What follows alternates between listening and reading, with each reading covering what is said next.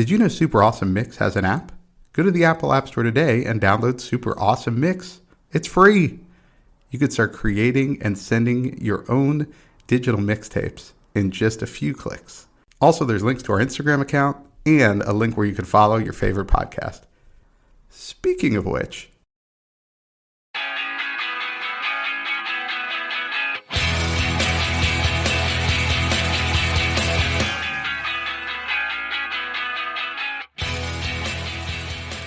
welcome back to another Super Awesome Mix. My name is Matt Sidholm alongside my co-host and co-founder of Super Awesome Mix, Samer Abu Salbi. Samer, how we doing this week? Doing real well. I don't know about you, but I had a lot of fun putting together this mix, like more than the normal amount of fun that I have putting together mixes. I think the funnest part about this mix is how many like funny memories it brought back of the various like shows and movies and stuff that we pulled this from. So yeah, it's a very fun mix. So tell people out there what we worked on this week. Yeah, so I think we alluded to this in an earlier episode, like we often do, and then we're like, let's build a mixtape around it. These are fictional bands, songs from fictional bands. So that's either TV shows or movies, and they were a band, in that context, and oftentimes like put out some pretty good music actually. And so we were like, wouldn't it be cool to put together a mix of a number of these like fake bands where honestly, for a number of these, I would buy like a full album from them, and I would listen to all of their music because I really like them.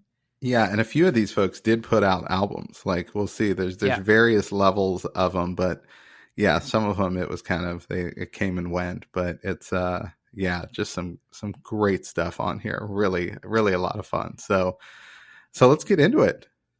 Yeah, like I did last time, though, I do want to do an honorable mention here for a band that did not make this mix, which is Scrantonicity from The Office. Yeah, so, yeah. Because he only does covers of Police songs, I felt like I couldn't do it. But great band and a fantastic band name, right? Like there's so much that's just right up there. Where if you're gonna do a Police cover band and you're in Scranton, Pennsylvania, of course it would be called Scrantonicity. Exactly. All right, but for now, let's really get into it. So the first pick is yours, and it is "I Think I Love You" by the Partridge Family.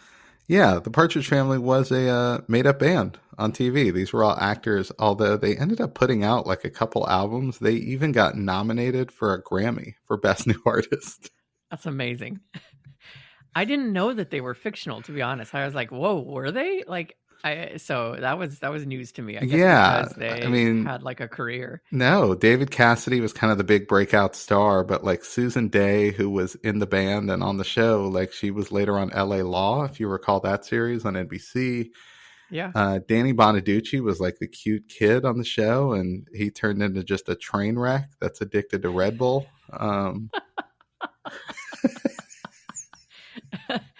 Oh, goodness.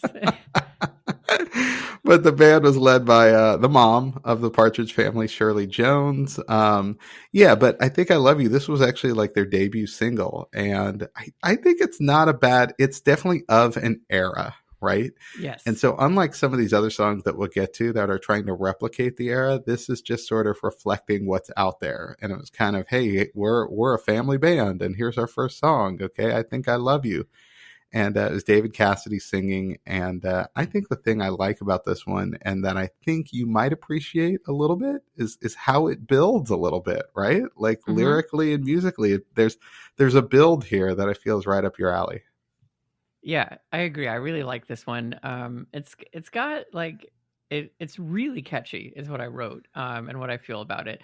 And it is kind of like an earworm, like the way it's sung. Like I don't know, it was really nice. Yeah, it's got a vibe to it for sure.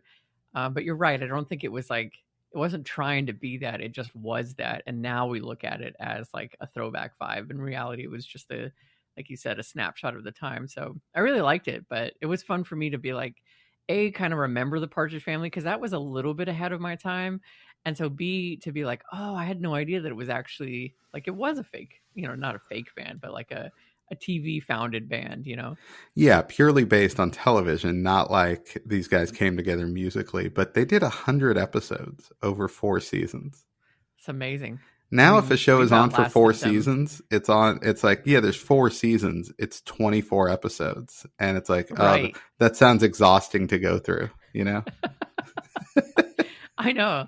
You're right. TV seasons used to be really long, and now you're lucky if you get 8 out of one. Like, yeah. If you go back and look at, I mean, not to get off on a tangent, but there were some sitcoms where it's like, yeah, they did 7 seasons, 342 episodes, and it's like, wait, what? Right.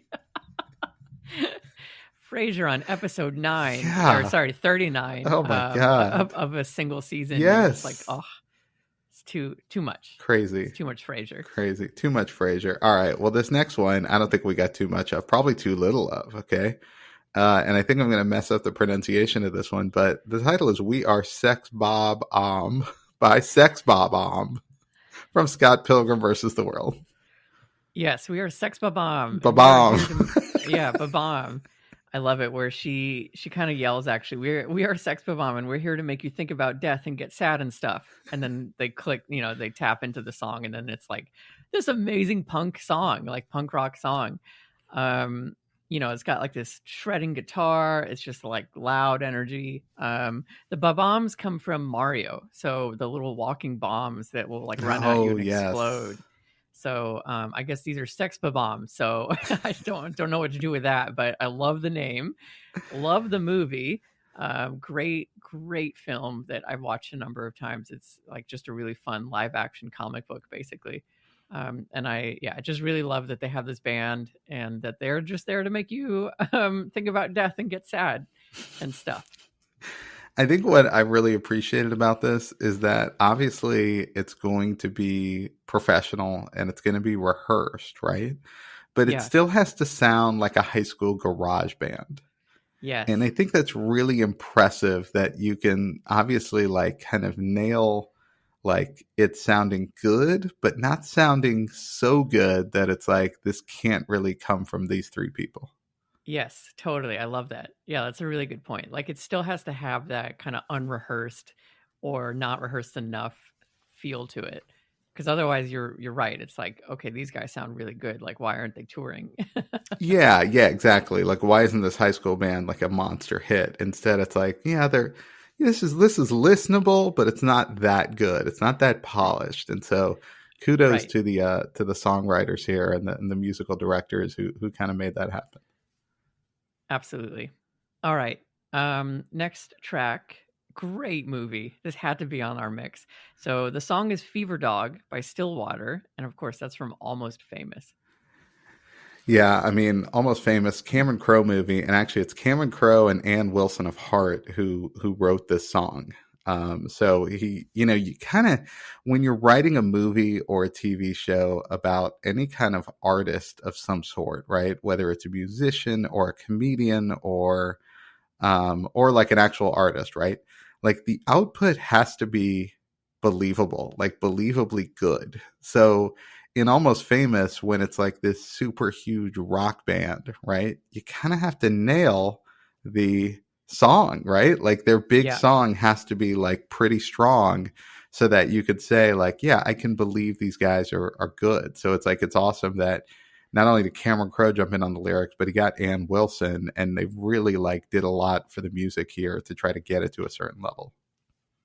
Yeah, you're absolutely right. Like going back to our previous point, it would be very unrealistic if it sounded terrible, and yet they were like this crazed mega band touring across America with all these people that wanted to follow them. It's like, well, that kind of, you lose the veneer of the story in that case, and you see right through it. So you're right. They put together a great song. Loved the band, loved all the drama that comes with it. I feel like that's still very much, it's like part of an era, but I feel like you could remake that film pretty easily. I feel like that's still kind of like the stereotypical culture there. Although I don't think you could just write an article and get it featured by Rolling Stone anymore. I think that part is left in the past. that time is probably past. Yeah, that's fair. Yeah, exactly. Or just kind of like leave for a summer and have your mom not really know where you are most of that time. Right. I don't see my kids pulling that off. Yeah. No, No, definitely not. Yeah, Yeah. with the odd phone call here and there. Right. I Um, guess he's okay. We haven't seen him in a month. Yeah. good times. All right. Track 4. We've got If You're Into It by Flight of the Conchords, of course, from the brilliant show Flight of the Conchords. Yeah, I love them so much. Like, this had to be on my mix because, great fictional band from New Zealand. They've got some great songs. Of course, like the show is structured to where they break into song, and it's never really clear if the other characters like are aware that the song is happening. Sometimes they even take part in the song, so I always loved that, to where they kind of mix that. But this song in particular has some of the best lyrics of, I mean, really any of theirs. Like, they're all really, really smart. But I love the sentiment of this one because it started off with Brett writing for his girlfriend that he would do anything for her. Like, I'd climb the highest mountain, very reminiscent of like those types of songs. And Jermaine challenges him and is like, well, would you do those things? He's like, no, like I definitely wouldn't. So it's So instead, he writes a song which is much more toned down. It's probably the most consent-driven song Yes. ever Yes. because the entire song is like, I can do all these things if you're into it. And Jermaine and Brett like play off of each other in it so brilliantly as they often do in their songs. So love this song, and I love their band.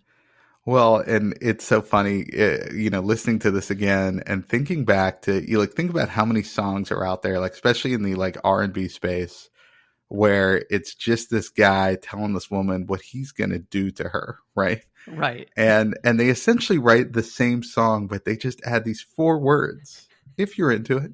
And it just completely like turns the song into something different. And I think just so brilliant. So it's just those 4 words that take all these songs that are out there of these guys saying what they would do to this woman. And then it's like, but right. here's Brett going, if you're into it, Oh my God, it kills me. Yeah, like Brett singing then on our next date, well, you could bring your roommate. I don't know if Stoon is keen to, but if we want, we could double team you. Oh my God, it's like, it gets so explicit, but it's so hilarious and playful while it's doing that you're not even aware of like you said, what they're really proposing here. Yes. That there's just that simple, if you're into it. I don't, If you're into it. Right? Yeah, no pressure. Yeah, no pressure. All right. Next track is kind of in the same vein where it takes like a funny spin on a genre of music, and this is Never Did Know Wanderin' by the Folksmen. Yeah, the Folksmen is one of 3 fictional bands in the Christopher Guest movie A Mighty Wind. And I mean, here, what's impressive is that this is a really good, solid folk song. And yes. It just parallels. It's just a great facsimile of like what a folk song would have been from like the 1960s.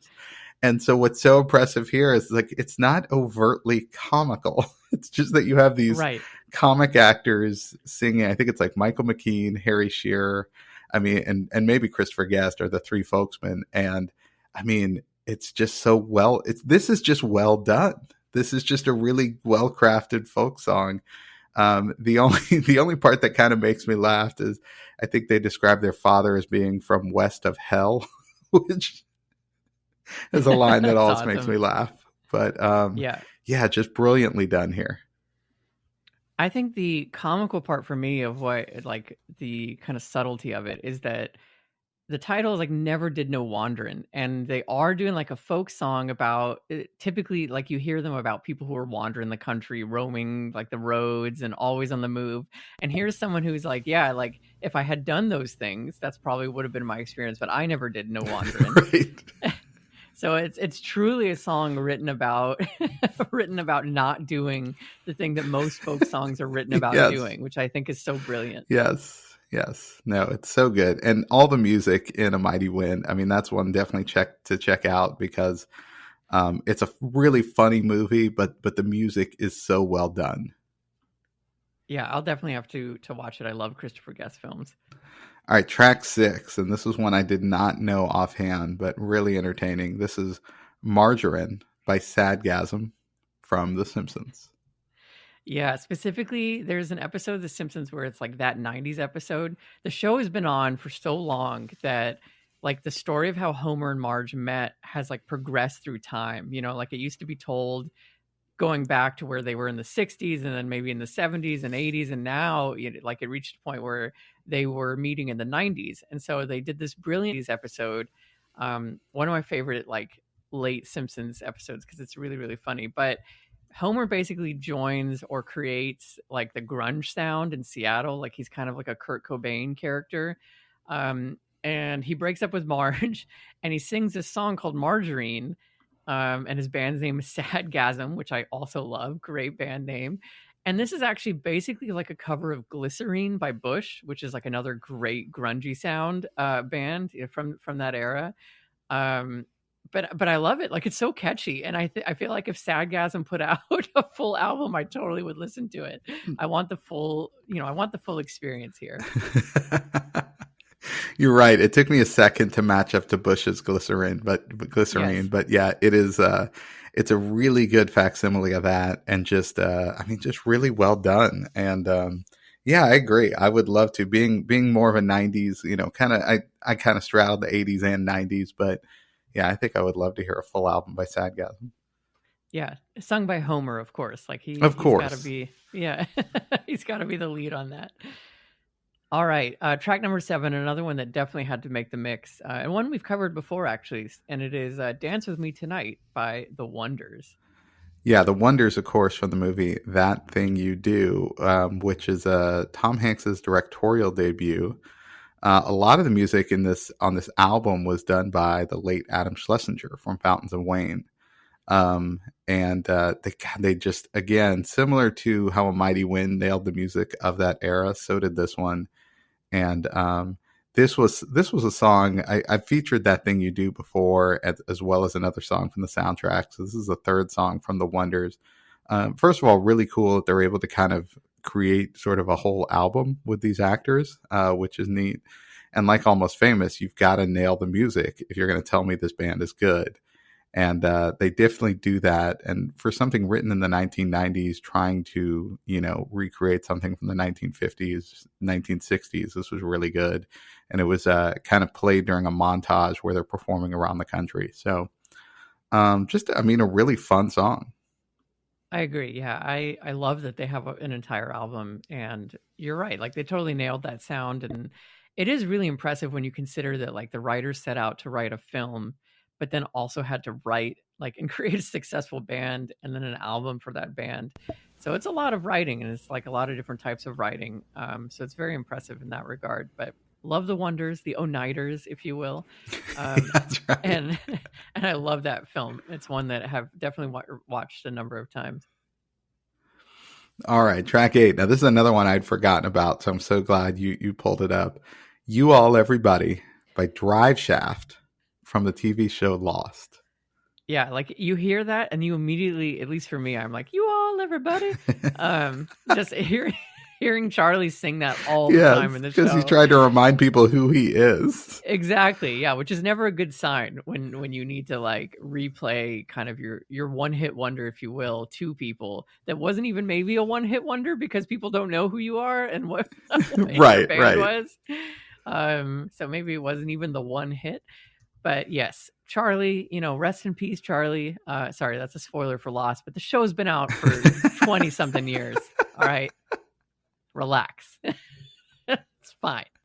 But yes, great fictional band. We get some of the backstory of the band and, over a couple story arcs, him and his brother and kind of their struggle with drugs and fame. And like, again, all that kind of stereotypical stuff that comes with being a touring band.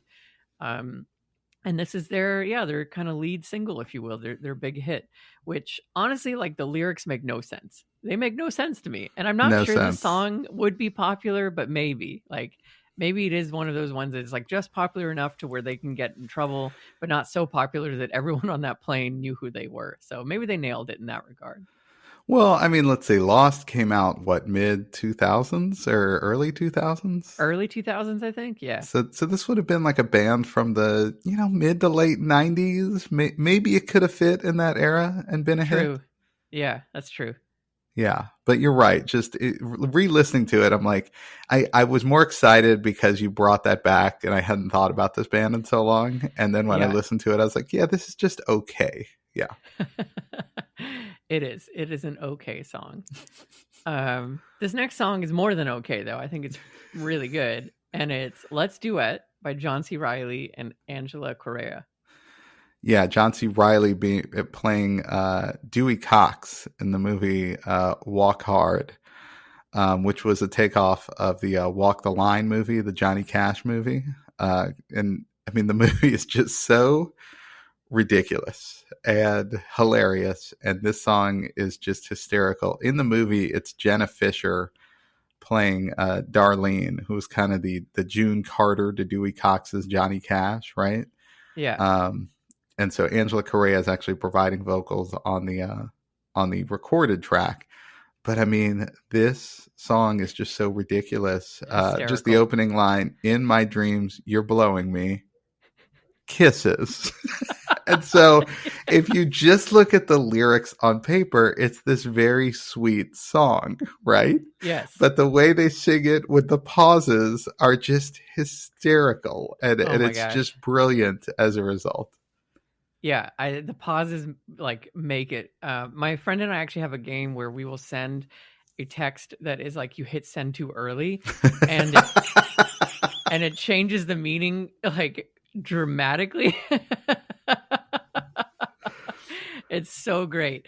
So that's a really fun game you can play. There's like a lot of different options there. But it's like, yeah, like if your boss like sent you a message like we are letting you go and then hit send, you're like, oh shit, like I'm being fired. And then immediately was like, to that trip next week that you put in time to. To Amsterdam for a month for market research. Oh my God. Thank you. Okay. Yeah, this is basically that song, and it's so much fun. I literally was laughing out loud to how it's sung. Again, very like innocently, but so much innuendo and like a lot of playfulness in it. So great pick. All right, track 10, you've got Ow, My Face by Mystik Spiral from the TV show Daria. Yes. I like, honestly, this came to me late. I was like, oh my God, right, the band on Daria. Because I loved Daria. Talk about like a 90s show encapsulated, yes. Right? Like kind of that MTV era. You know, this was on that channel, and just living that 90s life in like suburbia America. So great. So yeah, Daria is friends and has this, huge crush on this guy who's the lead singer of Mystik Spiral, and he always notes that they're thinking about changing the band name, which I think is just a really fun thing throughout that show.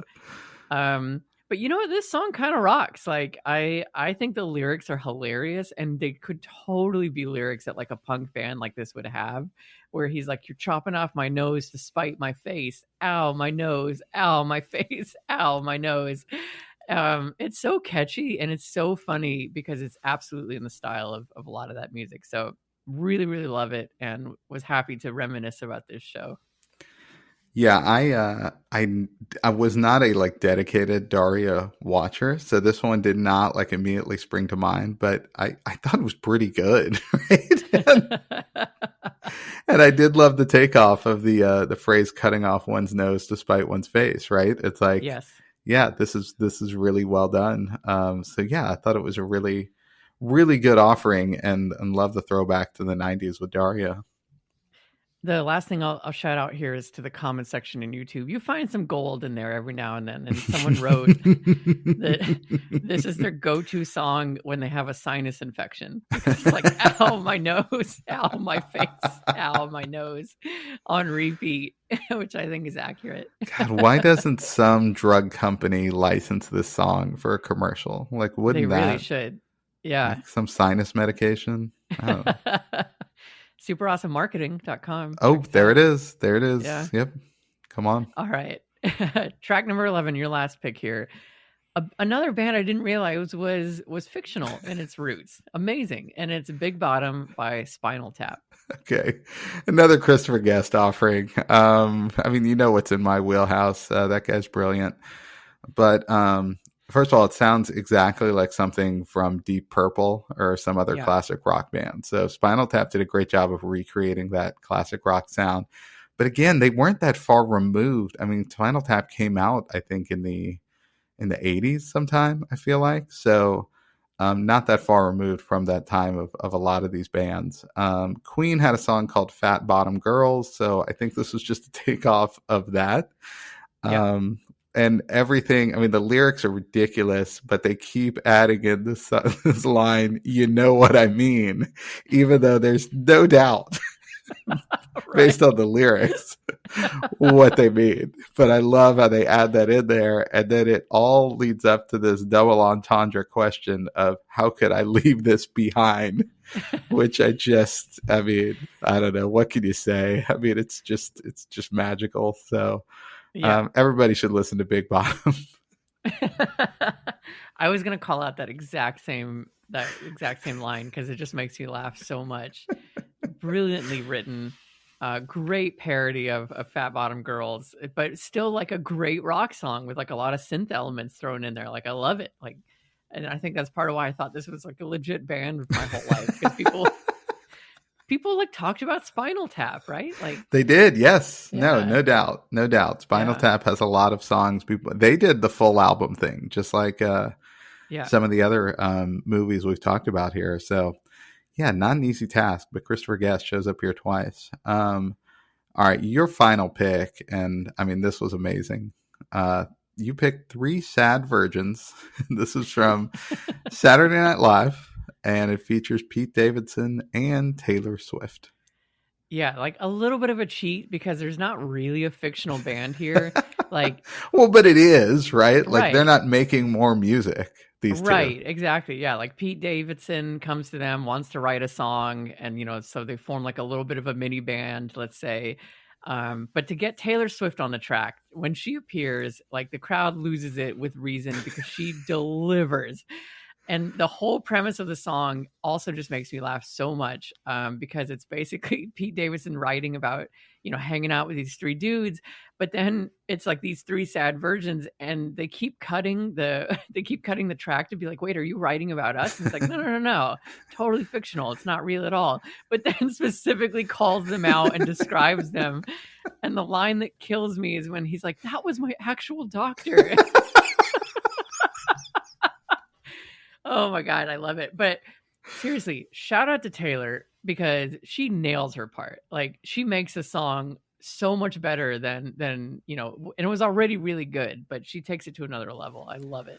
Yeah, you're right. I mean, it's already like really funny the way it's delivered. It's the Please Don't Destroy guys that do all the pre-tape stuff a lot of times on Saturday Night Live, and it's all almost entirely delivered by Pete Davidson, and it's really funny.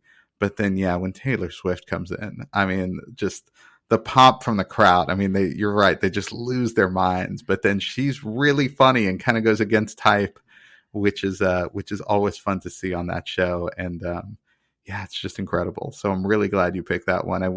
My mind did not go to all there's probably a ton of stuff on Saturday Night Live we could have mined. Yeah, for sure. There's a lot of good stuff there, but shout out to this one in particular.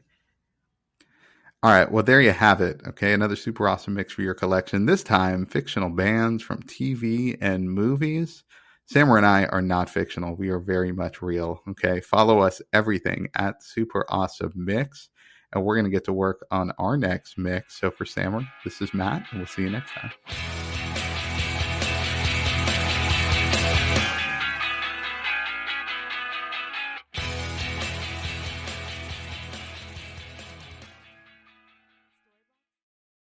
Super Awesome Mix is brought to you by DLM.